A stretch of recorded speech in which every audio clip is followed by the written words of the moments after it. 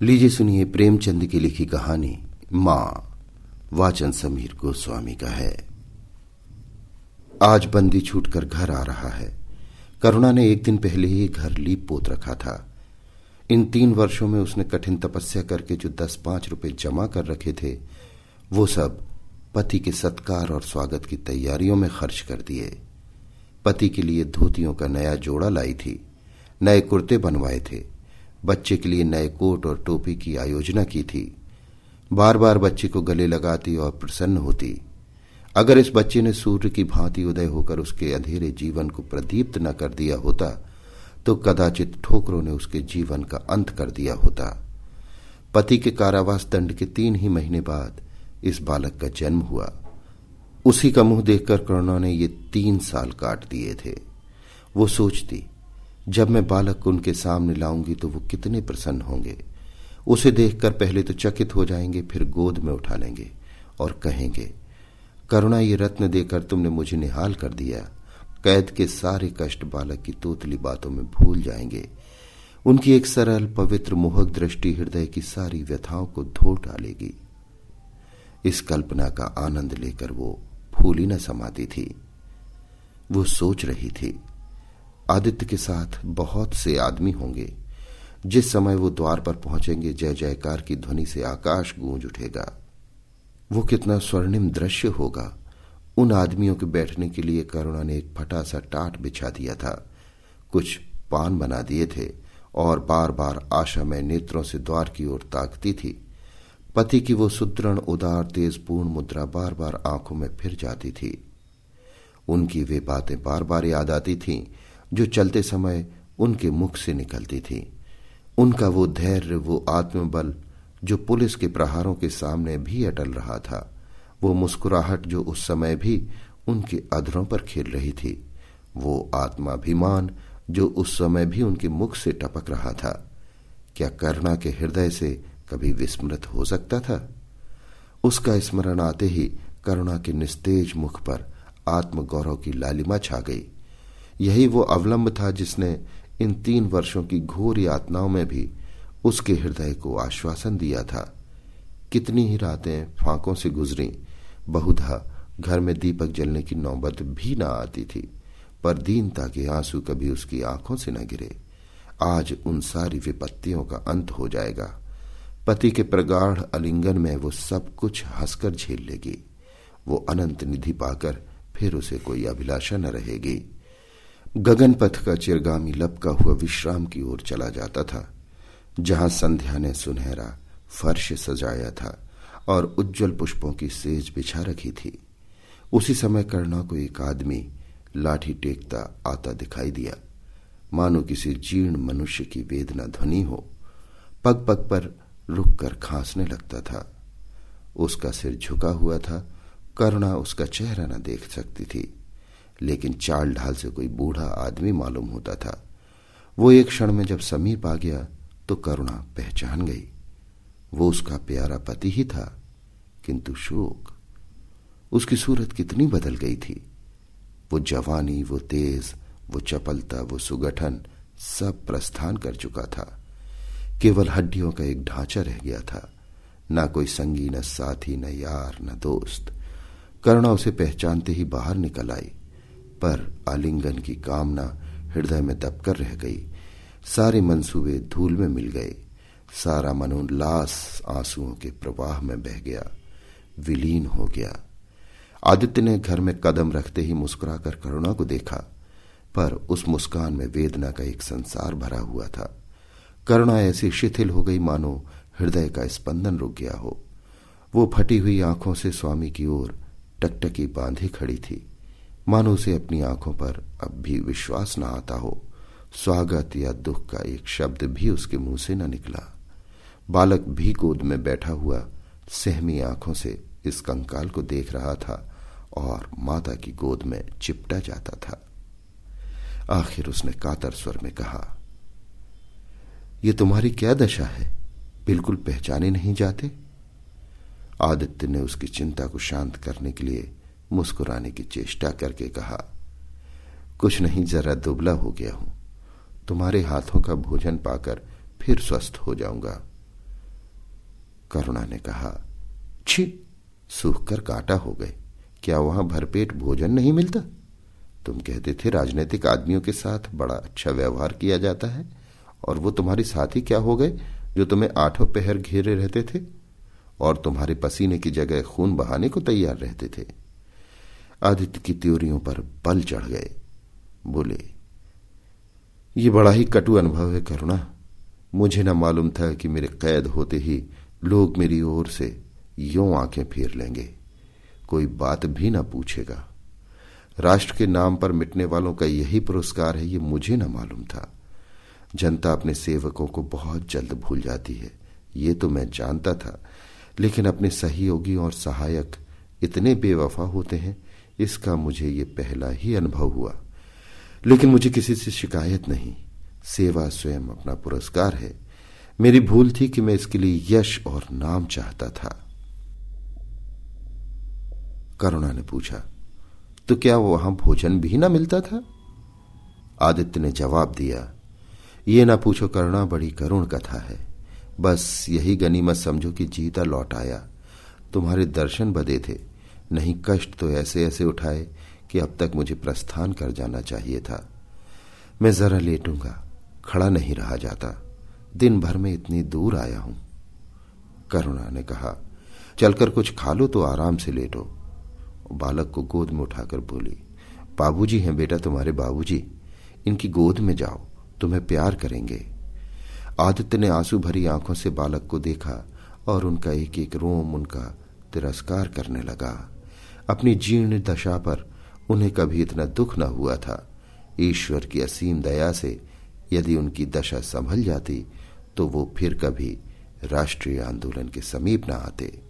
इस फूल से बच्चे को इस संसार में लाकर दरिद्रता की आंख में झोंकने का उन्हें क्या अधिकार था?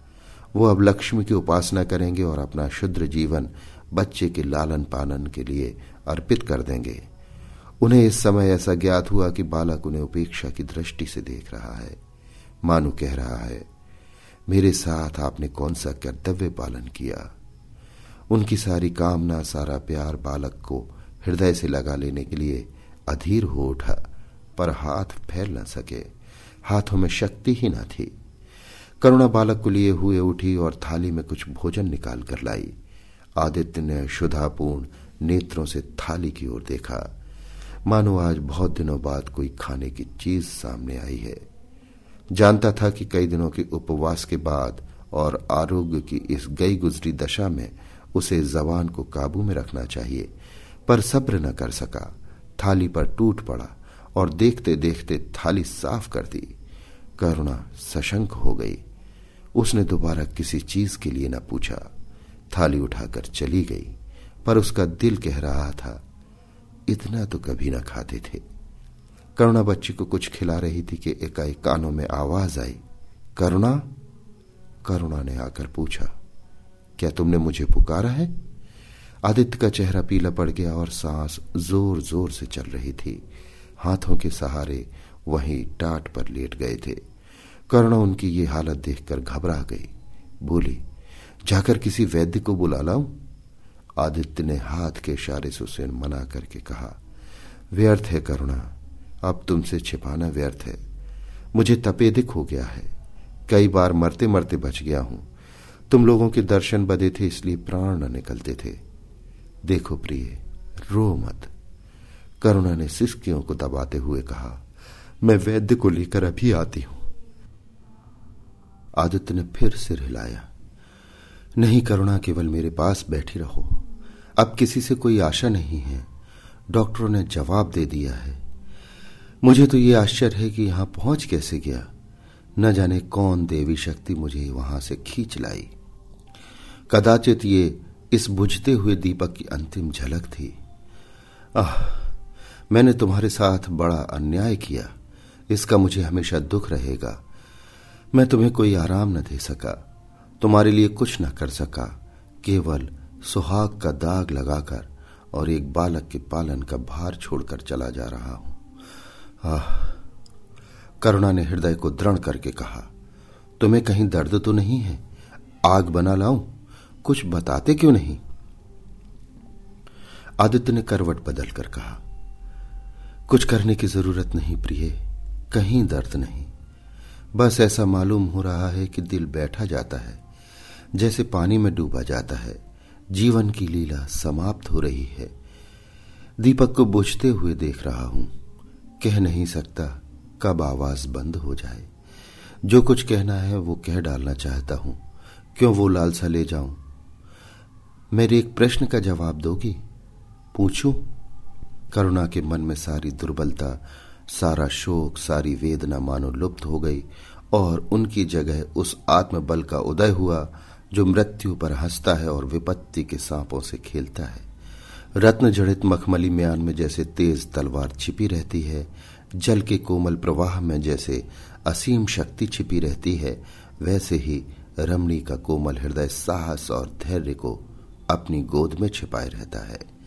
क्रोध जैसे तलवार को बाहर खींच लेता है, विज्ञान जैसे जल शक्ति का उद्घाटन कर लेता है, वैसे ही प्रेम रमणी के साहस और धैर्य को प्रदीप्त कर देता है। करुणा ने पति के सिर पर हाथ रखते हुए कहा, पूछते क्यों नहीं प्यारे? आदित्य ने करुणा के हाथों के कोमल स्पर्श का अनुभव करते हुए कहा, तुम्हारे विचार में मेरा जीवन कैसा था? बधाई के योग्य। देखो, मुझसे कभी पर्दा नहीं रखा। इस समय भी स्पष्ट कहना, तुम्हारे विचार में मुझे अपने जीवन पर हंसना चाहिए या रोना चाहिए? करुणा ने उल्लास के साथ कहा, यह प्रश्न क्यों करते हो प्रियतम? क्या मैंने तुम्हारी उपेक्षा कभी की है? तुम्हारा जीवन देवताओं का से जीवन था, निस्वार्थ, निर्लिप्त और आदर्श। विघ्न बाधाओं से तंग आकर मैंने तुम्हें कितनी ही बार संसार की ओर खींचने की चेष्टा की है, पर उस समय भी मैं मन में जानती थी कि तुम्हें ऊंचे आसन से गिरा रही हूं। अगर तुम माया मोह में फंसे होते तो कदाचित मेरे मन को अधिक संतोष होता, लेकिन मेरी आत्मा को वो गर्व और उल्लास न होता जो इस समय हो रहा है। मैं अगर किसी को बड़े से बड़ा आशीर्वाद दे सकती हूं तो वो यही होगा कि उसका जीवन तुम्हारे जैसा हो। ये कहते कहते करुणा का आभाहीन मुखमंडल ज्योतिर्मय हो गया, मानो उसकी आत्मा दिव्य हो गई हो। आदित्य ने सगर्व नेत्रों से करुणा को देखकर कहा, बस अब मुझे संतोष हो गया। करुणा, इस बच्चे की ओर से मुझे कोई शंका नहीं है। मैं उसे इससे अधिक कुशल हाथों में नहीं छोड़ सकता। मुझे विश्वास है कि जीवन भर ये ऊंचा और पवित्र आदर्श सदैव तुम्हारे सामने रखेगा। अब मैं मरने को तैयार हूं। 7 वर्ष बीत गए। बालक प्रकाश अब 10 साल का रूपवान, बलिष्ठ, प्रसन्न मुख कुमार था। बल का तेज, साहसी और मनस्वी। भय तो उसे छू भी नहीं गया था। करुणा का संतप्त हृदय उसे देखकर शीतल हो जाता। संसार करुणा को अभागिनी और दीन समझे, वो कभी भाग्य का रोना नहीं रोती। उसने उन आभूषणों को बेच डाला जो पति के जीवन में उसे प्राणों से प्रिय थे, और उस धन से कुछ गाय और भैंस मोल ले ली। वो कृषक की बेटी थी और गोपालन उसके लिए कोई नया व्यवसाय न था। इसी को उसने अपनी जीविका का साधन बनाया। विशुद्ध दूध कहाँ मयस्सर होता है, सब दूध हाथों हाथ बिक जाता। करुणा को पहर रात से पहर रात तक काम में लगा रहना पड़ता, पर वो प्रसन्न थी। उसके मुख पर निराशा या दीनता की छाया नहीं, संकल्प और साहस का तेज है। उसके एक एक अंग से आत्मगौरव की ज्योति सी निकल रही है। आंखों में एक दिव्य प्रकाश है, गंभीर, अथाह और असीम। सारी वेदनाएं, वैधव्य का शोक और विधि का निर्मम प्रभार सब उस प्रकाश की गहराई में विलीन हो गया है। प्रकाश पर वो जान देती है। उसका आनंद, उसकी अभिलाषा, उसका संसार, उसका स्वर्ग सब प्रकाश पर न्यौछावर है। पर यह मजाल नहीं कि प्रकाश कोई शरारत करे और करुणा आंखें बंद कर ले। नहीं, ये उसके चरित्र की बड़ी कठोरता से देखभाल करती है। वो प्रकाश की मां नहीं, मां बाप दोनों है। उसके पुत्र स्नेह में माता की ममता के साथ पिता की कठोरता भी मिली हुई है। पति के अंतिम शब्द अभी तक उसके कानों में गूंज रहे हैं।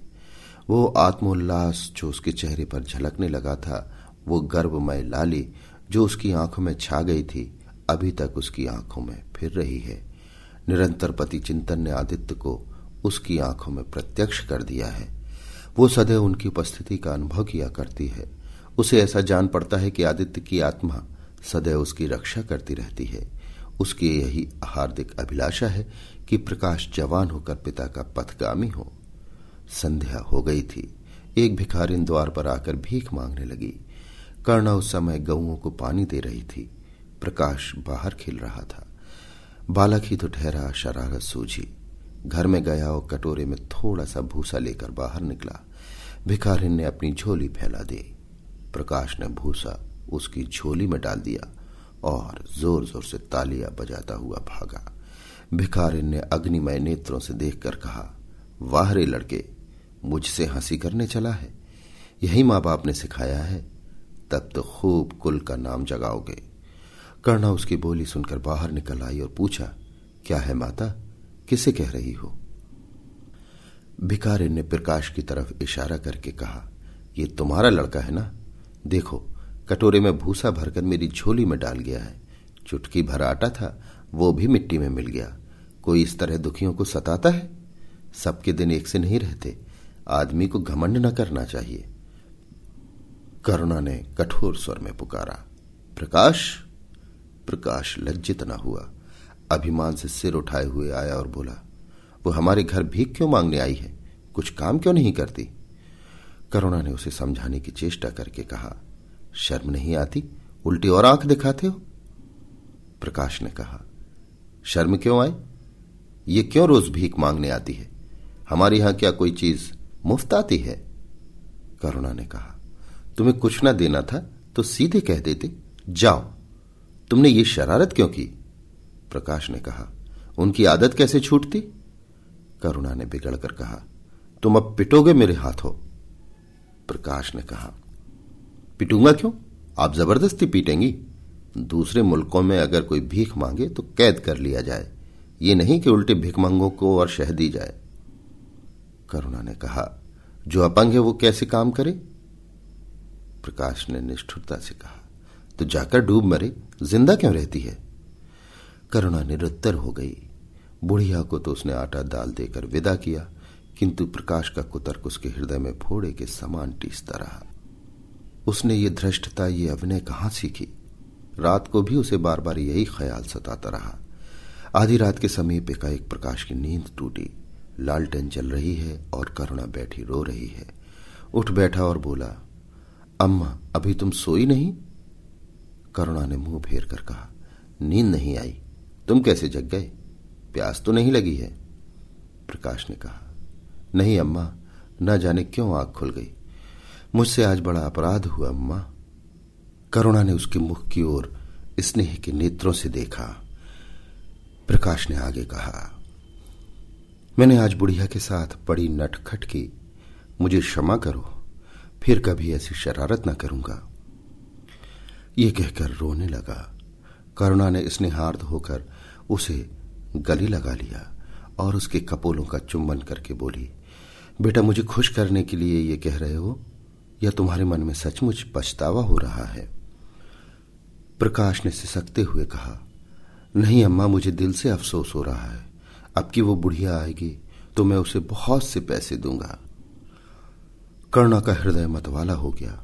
ऐसा जान पड़ा आदित्य सामने खड़े बच्चे को आशीर्वाद दे रहे हैं और कह रहे हैं, करुणा, शोभ मत कर, प्रकाश अपने पिता का नाम रोशन करेगा, तेरी संपूर्ण कामनाएं पूरी हो जाएंगी।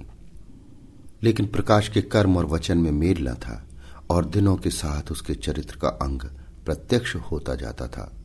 ज़हीन था ही, विश्वविद्यालय से उसे वजीफे मिलते थे। करुणा भी उसकी यथेष्ट सहायता करती थी, फिर भी उसका खर्च पूरा न पड़ता था। वो मितव्ययिता और सरल जीवन पर विद्वता से भरे हुए व्याख्यान दे सकता था, पर उसका रहन सहन फैशन के अंधभक्तों से जौ भर घटकर न था। प्रदर्शन की धुन उसे हमेशा सवार रहती थी। उसके मन और बुद्धि में निरंतर द्वंद्व होता रहता था। मन जाति की ओर था, बुद्धि अपनी ओर। बुद्धि मन को दबाए रहती थी। उसके सामने मन की एक न चलती थी। जाति सेवा ऊसर की खेती है। वहां बड़े से बड़ा उपहार जो मिल सकता है वो है गौरव और यश, पर वो भी स्थायी नहीं, इतना अस्थिर कि क्षण में जीवन की कमाई पर पानी फिर सकता है।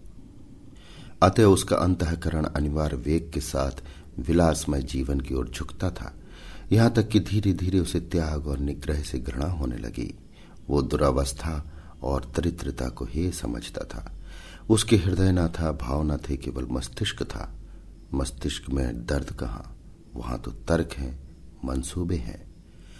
सिंध में बाढ़ आई, हजारों आदमी तबाह हो गए। विद्यालय ने वहां एक सेवा समिति भेजी। प्रकाश के मन में द्वंद्व होने लगा, जाऊं या न जाऊं। इतने दिनों अगर वो परीक्षा की तैयारी करे तो प्रथम श्रेणी में पास हो। चलते समय उसने बीमारी का बहाना कर दिया। करुणा ने लिखा, तुम सिंध न गए, इसका मुझे दुख है। तुम बीमार रहते हुए भी वहां जा सकते थे। समिति में चिकित्सक भी तो थे। प्रकाश ने पत्र का उत्तर न दिया। उड़ीसा में अकाल पड़ा। प्रजा मक्खियों की तरह मरने लगी। कांग्रेस ने पीड़ितों के लिए एक मिशन तैयार किया। उन्हीं दिनों विद्यालयों ने इतिहास के छात्रों को ऐतिहासिक खोज के लिए लंका भेजने का निश्चय किया। करुणा ने प्रकाश को लिखा, तुम उड़ीसा जाओ। किंतु प्रकाश लंका जाने को लालयित था। वो कई दिन इसी दुविधा में रहा। अंत में सीलोन ने उड़ीसा पर विजय पाई। करुणा ने अब की उसे कुछ न लिखा, चुपचाप रोती रही। सीलोन से लौटकर प्रकाश छुट्टियों में घर गया। करुणा उससे खिंची खिंची रही। प्रकाश मन में लज्जित हुआ और संकल्प किया, अब की कोई अवसर आया तो अम्मा को अवश्य प्रसन्न करूंगा। ये निश्चय करके वो विद्यालय लौटा, लेकिन यहां आते ही फिर परीक्षा की फिक्र सवार हो गई। यहां तक कि परीक्षा के दिन आ गए, मगर इम्तिहान से फुर्सत पाकर भी प्रकाश घर न गया। विद्यालय के एक अध्यापक कश्मीर की सैर करने जा रहे थे। प्रकाश उन्हीं के साथ कश्मीर चल खड़ा हुआ। जब परीक्षा फल निकला और प्रकाश प्रथम आया, तब उसे घर की याद आई। उसने तुरंत करुणा को पत्र लिखा और अपने आने की सूचना दी। माता को प्रसन्न करने के लिए उसने 2-4 शब्द जाति सेवा के विषय में भी लिखे। अब मैं आपकी आज्ञा का पालन करने को तैयार हूं। मैंने शिक्षा संबंधी कार्य करने का निश्चय किया है। इसी विचार से मैंने ये विशिष्ट स्थान प्राप्त किया है। हमारे नेता भी तो विद्यालयों के आचार्यों ही का सम्मान करते हैं। अभी तक इन उपाधियों के मोह से वे मुक्त नहीं हुए हैं। हमारे नेता भी योग्यता, सदुत्साह, लगन का उतना सम्मान नहीं करते जितना उपाधियों का। अब मेरी इज्जत करेंगे और जिम्मेदारी का काम सौंपेंगे, जो पहले मांगे भी न मिलता। करुणा की आस फिर बंधी। विद्यालय खुलते ही प्रकाश के नाम रजिस्ट्रार का पत्र पहुंचा। उन्होंने प्रकाश को इंग्लैंड जाकर विद्याभ्यास करने के लिए सरकारी वजीफे की मंजूरी की सूचना दी। प्रकाश पत्र हाथ में लिए हर्ष के उन्माद में जाकर मां से बोला, अम्मा, मुझे इंग्लैंड जाकर पढ़ने के लिए सरकारी वजीफा मिल गया। करुणा ने उदासीन भाव से पूछा, तो तुम्हारा क्या इरादा है? प्रकाश ने कहा, मेरा इरादा? ऐसा अवसर पाकर भला कौन छोड़ता है? करुणा ने कहा, तुम तो स्वयं सेवकों में भर्ती होने जा रहे थे। प्रकाश ने कहा, तो आप समझते हैं स्वयं सेवक बन जाना ही जाति सेवा है? मैं इंग्लैंड से आकर भी तो सेवा कार्य कर सकता हूं। और अम्मा, सच पूछो तो एक मजिस्ट्रेट अपने देश का जितना उपकार कर सकता है, उतना 1000 स्वयं सेवक मिलकर भी नहीं कर सकते। मैं तो सिविल सर्विसेज की परीक्षा में बैठूंगा और मुझे विश्वास है कि सफल हो जाऊंगा।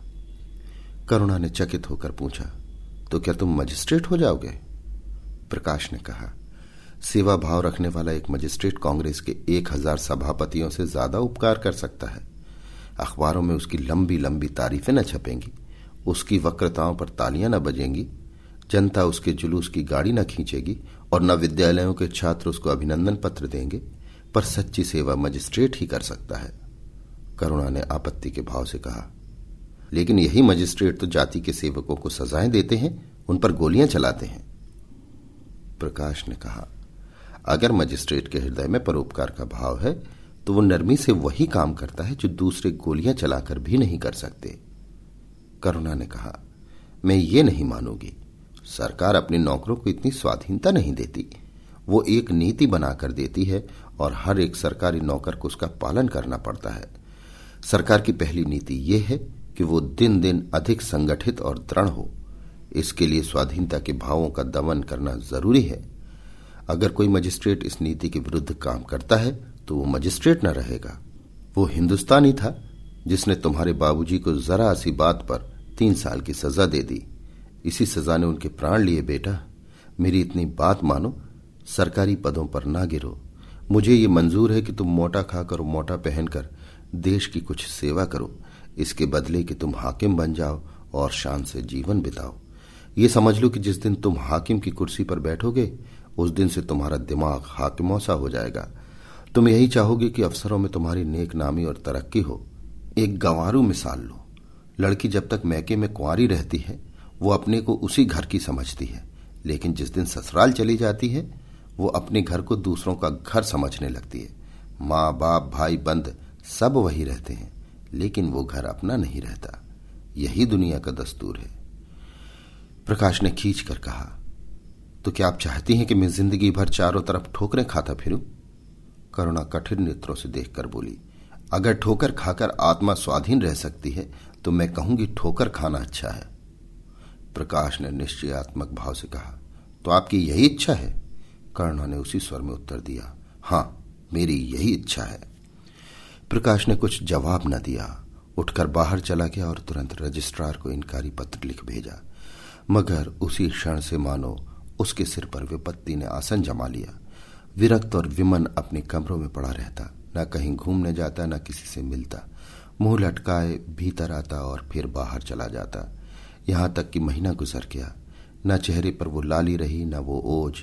आंखें अनाथों के मुख की भांति याचना से भरी हुई। ओठ हंसना भूल गए, मानो उस इनकारी पत्र के साथ उसकी सारी सजीवता और चपलता, सारी सरलता विदा हो गई। करुणा उसके मनोभाव समझती थी और उसके शोक को भुलाने की चेष्टा करती थी, पर रूठे देवता प्रसन्न न होते थे। आखिर एक दिन उसने प्रकाश से कहा, बेटा, अगर तुमने विलायत जाने की ठान ही ली है तो चले जाओ, मना ना करूंगी। मुझे खेद है कि मैंने तुम्हें रोका। अगर मैं जानती कि तुम्हें इतना आघात पहुंचेगा तो कभी न रोकती। मैंने तो केवल इस विचार से रोका था कि तुम्हें जाति सेवा में मग्न देखकर तुम्हारे बाबूजी की आत्मा प्रसन्न होगी। उन्होंने चलते समय यही वसीयत की थी। प्रकाश ने रुखाई से जवाब दिया, अब क्या जाऊंगा, इनकारी खत लिख चुका। मेरे लिए कोई अब तक बैठा थोड़े ही होगा, कोई दूसरा लड़का चुन लिया होगा। और फिर करना ही क्या है? जब आपकी मर्जी है कि गांव गांव की खाक छानता फिरो तो वही सही। करुणा का गर्व चूर चूर हो गया। इस अनुमति से उसने बाधा का काम लेना चाहा था, पर सफल न हुई। बोली, अभी कोई न चुना गया होगा, लिख दो, मैं जाने को तैयार हूं। प्रकाश ने झुंझलाकर कहा, अब कुछ नहीं हो सकता, लोग हंसी उड़ाएंगे। मैंने तय कर लिया है कि जीवन को आपकी इच्छा के अनुकूल बनाऊंगा। करुणा ने कहा, तुमने अगर शुद्ध मन से इरादा किया होता तो यूं न रहते। तुम मुझसे सत्याग्रह कर रहे हो। अगर मन को दबाकर मुझे अपनी राह का कांटा समझकर तुमने मेरी इच्छा पूरी भी की तो क्या? मैं तो जब जानती कि तुम्हारे मन में आप ही आप सेवा का भाव उत्पन्न होता। तुम आज ही रजिस्ट्रार साहब को पत्र लिख दो। प्रकाश ने कहा, अब मैं नहीं लिख सकता। करुणा ने पूछा, तो इसी शोक में तने बैठे रहोगे? प्रकाश ने कहा, लाचारी है। करुणा ने और कुछ न कहा। जरा देर में प्रकाश ने देखा कि वो कहीं जा रही है, मगर वो कुछ बोला नहीं। करुणा के लिए बाहर आना जाना कोई असाधारण बात न थी, लेकिन जब संध्या हो गई और करुणा न आई तो प्रकाश को चिंता होने लगी। अम्मा कहाँ गई? ये प्रश्न बार बार उसके मन में उठने लगा। प्रकाश सारी रात द्वार पर बैठा रहा। भांति भांति की शंकाएं मन में उठने लगी। उसे अब याद आया, चलते समय करुणा कितनी उदास थी, उसकी आंखें कितनी लाल थी। ये बातें प्रकाश को उस समय क्यों न नजर आईं? वो क्यों स्वार्थ में अंधा हो गया था? हाँ, अब प्रकाश को याद आया, माता ने साफ सुथरे कपड़े पहने थे, उनके हाथ में छतरी भी थी। तो क्या वो कहीं बहुत दूर गई हैं? किससे पूछे? अनिष्ट के भय से प्रकाश रोने लगा। श्रावण की अंधेरी भयानक रात थी। आकाश में श्याम मेघमालाएं भीषण स्वप्न की भांति छाई हुई थी। प्रकाश रह रहकर आकाश की ओर देखता था, मानो करुणा उन्हीं मेघमालाओं में छिपी बैठी हो। उसने निश्चय किया, सवेरा होते ही मां को खोजने चलूंगा। और अगर किसी ने द्वार खटखटाया। प्रकाश ने दौड़कर खोला तो देखा करुणा खड़ी है। उसका मुखमंडल इतना खोया हुआ, इतना करुण था, जैसे आज ही उसका सुहाग उठ गया है, जैसे संसार में अब उसके लिए कुछ नहीं रहा, जैसे वो नदी के किनारे खड़ी अपनी लदी हुई नाव को डूबते देख रही है। और कुछ कर नहीं सकती। प्रकाश ने अधीर होकर पूछा, अम्मा कहाँ चली गई थी? बहुत देर लगाई? करुणा ने भूमि की ओर ताकते हुए जवाब दिया, एक काम से गई थी, देर हो गई। ये कहते हुए उसने प्रकाश के सामने एक बंद लिफाफा फेंक दिया। प्रकाश ने उत्सुक होकर लिफाफा उठा लिया। ऊपर ही विद्यालय की मुहर थी। तुरंत ही लिफाफा खोलकर पढ़ा। हल्की सी लालिमा चेहरे पर दौड़ गई। पूछा, ये तुम्हें कहाँ मिल गया अम्मा? करुणा ने कहा, तुम्हारे रजिस्ट्रार के पास से लाई हूं। क्या तुम वहां चली गई थी? और क्या करती, कल तो गाड़ी का समय न था। मोटर ले ली थी। प्रकाश एक क्षण तक मौन खड़ा रहा, फिर कुंठित स्वर में बोला, जब तुम्हारी इच्छा नहीं है तो मुझे क्यों भेज रही हो? करुणा ने विरक्त भाव से कहा, इसलिए कि तुम्हारी इच्छा है। तुम्हारा ये मलिन वेश नहीं देखा जाता। अपने जीवन के 20 वर्ष तुम्हारी हित कामना पर अर्पित कर दिए। अब तुम्हारी महत्वाकांक्षा की हत्या नहीं कर सकती। तुम्हारी यात्रा सफल हो, यही हमारी हार्दिक अभिलाषा है। करुणा का कंठ रुंध गया और कुछ न कह सकी। प्रकाश उसी दिन से यात्रा की तैयारियां करने लगा। करुणा के पास जो कुछ था वो सब खर्च हो गया। कुछ ऋण भी लेना पड़ा। नए सूट बने सूटकेस लिए गए। प्रकाश अपनी धुन में मस्त था। कभी किसी चीज की फरमाइश लेकर आता, कभी किसी चीज की। करुणा इस एक सप्ताह में इतनी दुर्बल हो गई है। उसके बालों पर कितनी सफेदी आ गई है, चेहरे पर कितनी झुर्रियां पड़ गई हैं, ये उसे कुछ न नजर आता। उसकी आंखों में इंग्लैंड के दृश्य समाये हुए थे। महत्वाकांक्षा आंखों पर पर्दा डाल देती है। प्रस्थान का दिन आया। आज कई दिनों बाद धूप निकली थी। करुणा स्वामी के पुराने कपड़ों को बाहर निकाल रही थी। उसकी गाढ़ी की चादरें, खद्दर के कुर्ते, पाजामे और लिहाफ अभी तक संदूक में संचित थे। प्रतिवर्ष वे धूप में सुखाए जाते और झाड़ पोंछकर रख दिए जाते थे। करुणा ने आज फिर उन कपड़ों को निकाला, मगर सुखा कर रखने के लिए नहीं, गरीबों में बांट देने के लिए। वो आज पति से नाराज है। वो लुटिया, डोर और घड़ी जो आदित्य की चिर संगिनी थी और जिनकी 20 वर्ष से करुणा ने उपासना की थी, आज निकालकर आंगन में फेंक दी गई। वो झोली जो बरसों आदित्य के कंधों पर आरूढ़ रह चुकी थी, आप कूड़े में डाल दी गई। वो चित्र जिसके सामने 20 वर्ष से करुणा सिर झुकाती थी, आज वही निर्दयता से भूमि पर डाल दिया गया। पति का कोई स्मृति चिन्ह वो अब अपने घर नहीं रखना चाहती। उसका अंतःकरण शोक और निराश से विदीर्ण हो गया है और पति के सिवा वो किस पर क्रोध उतारे? कौन उसका अपना है? वो किससे अपनी व्यथा कहे, किसे अपनी छाती चीर कर दिखाए? वो होते तो क्या प्रकाश दास्ता की जंजीर गले में डालकर फूला न समाता? उसे कौन समझाए कि आदित्य भी इस अवसर पर पछताने के सिवा कुछ न कर सकते। प्रकाश के मित्रों ने आज उसे विदाई का भोज दिया था। वहां से वो संध्या समय कई मित्रों के साथ मोटर पर लौटा। सफर का सामान मोटर पर रख दिया गया। तब वो अंदर जाकर मां से बोला, अम्मा जाता हूं, बंबई पहुंचकर पत्र लिखूंगा। तुम्हें मेरी कसम, रोना मत और मेरे खतों का जवाब बराबर देना। जैसे किसी लाश को बाहर निकालते समय संबंधियों का धैर्य टूट जाता है, रुके हुए आंसू निकल पड़ते हैं और शोक की तरंगे उठने लगती हैं, वही दशा करुणा की हुई। कलेजे में हाहाकार हुआ जिसने उसकी दुर्बल आत्मा के एक एक अणु को कपा दिया। मालूम हुआ पांव पानी में फिसल गया है और वो लहरों में बही जा रही है। उसके मुख से शोक के आशीर्वाद का एक शब्द भी न निकला। प्रकाश ने उसके चरण छुए, अश्रु जल से माता के चरणों को पखारा, फिर बाहर चला। करुणा पाषाण मूर्ति की भांति खड़ी थी। सहसा ग्वाली ने आकर कहा, बहू जी, भैया चले गए, बहुत रोते थे। तब करुणा की समाधि टूटी। देखा सामने कोई नहीं है। घर में मृत्यु का सा सन्नाटा छाया हुआ है और मानो हृदय की गति बंद हो गई है। सहसा करुणा की दृष्टि ऊपर उठ गई। उसने देखा कि आदित्य अपनी गोद में प्रकाश की निर्जीव देह लिए खड़े हो रहे हैं। करुणा पछाड़ खाकर गिर पड़ी। करुणा जीवित थी पर संसार से उसका कोई नाता न था। उसका छोटा सा संसार जिसे उसने अपनी कल्पनाओं के हृदय में रचा था, स्वप्न की भांति अनंत में विलीन हो गया था। जिस प्रकाश को सामने देखकर वो जीवन की अंधेरी रात में भी हृदय में आशाओं की संपत्ति लिए जी रही थी, वो बुझ गया था और संपत्ति लुट गई। अब ना कोई आश्रय था और ना उसकी जरूरत। जिन गऊओं को वो दोनों वक्त अपने हाथों से दाना चारा देती और सहलाती थी, वे अब खूंटे पर बंधी निराश नेत्रों से द्वार की ओर ताकती रहती थीं। बछड़ों को गले लगाकर पुचकारने वाला अब कोई न था। जिसके लिए दूध दुहे मट्ठा निकाले, खाने वाला कौन था? करुणा ने अपने छोटे से संसार को अपने ही अंदर समेट लिया था। किंतु एक ही सप्ताह में करुणा के जीवन ने फिर रंग बदला। उसका छोटा सा संसार फैलते फैलते विश्वव्यापी हो गया। जिस लंगर ने नौका को तट से एक केंद्र पर बांध रखा था, वो उखड़ गया। अब नौका सागर के अशेष विस्तार में भ्रमण करेगी, चाहे वो दाम तरंगों के वक्ष में ही क्यों न विलीन हो जाए। करुणा द्वार पर आ बैठती और मोहल्ले भर के लड़कों को जमा करके दूध पिलाती। दोपहर तक मक्खन निकालती और वो मक्खन मोहल्ले के लड़के खाते। फिर भांति भांति के पकवान बनाती और कुत्तों को खिलाती। अब यही उसका नित्य का नियम हो गया। चिड़ियां, कुत्ते, बिल्लियां, चींटे, चींटियां सब अपने हो गए। प्रेम का वो द्वार अब किसी के लिए बंद न था। उस अंगुल भर जगह में जो प्रकाश के लिए भी काफी न थी, अब समस्त संसार समा गया था। एक दिन प्रकाश का पत्र आया।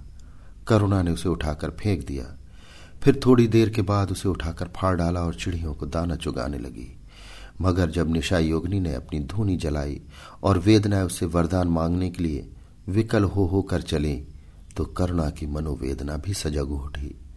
प्रकाश का पत्र पढ़ने के लिए उसका मन व्याकुल हो उठा।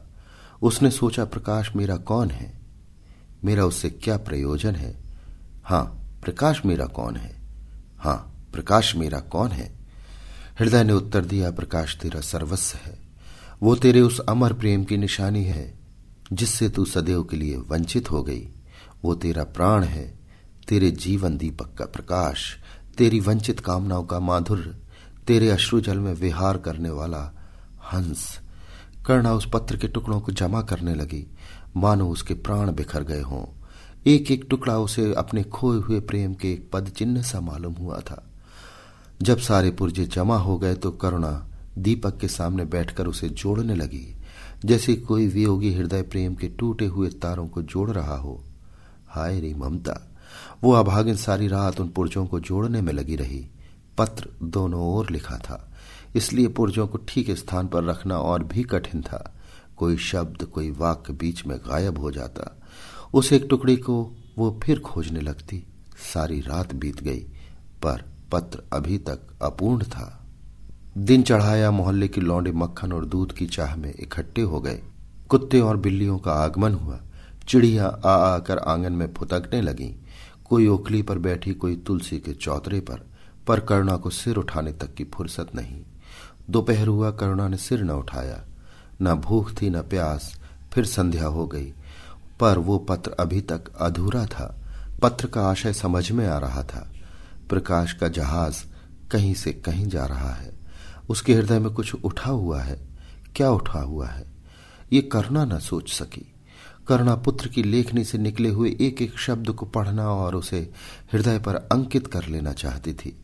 इस भांति 3 दिन गुजर गए। संध्या हो गई। 3 दिन की जागी आंखें जरा झपक गई। करुणा ने देखा, एक लंबा चौड़ा कमरा है। उसमें मेजें और कुर्सियां लगी हुई हैं। बीच में ऊंचे मंच पर कोई आदमी बैठा हुआ है। करुणा ने ध्यान से देखा, प्रकाश था। एक क्षण में एक कैदी उसके सामने लाया गया। उसके हाथ पांव में जंजीर थी, कमर झुकी हुई। ये आदित्य थे। करुणा की आंखें खुल गईं, आंसू बहने लगे। उसने पत्र के टुकड़ों को फिर समेट लिया और उसे जलाकर राख कर डाला। राख की एक चुटकी के सिवा वहां कुछ न था जो उसके हृदय में विदीर्ण किए डालती थी। इसी एक चुटकी राख में उसका गुड़ियों वाला बचपन, उसका संतप्त यौवन और उसका तृष्णामय वैधव्य सब समा गया। प्रातःकाल लोगों ने देखा, पक्षी पिंजड़े से उड़ चुका था। आदित्य का चित्र अब भी उसके शून्य हृदय से चिपटा हुआ था। भग्र हृदय पति की स्नेह स्मृति में विश्राम कर रहा था और प्रकाश का जहाज यूरोप चला जा रहा था। अभी आप सुन रहे थे प्रेमचंद की लिखी कहानी मां। वाचन समीर गोस्वामी का था।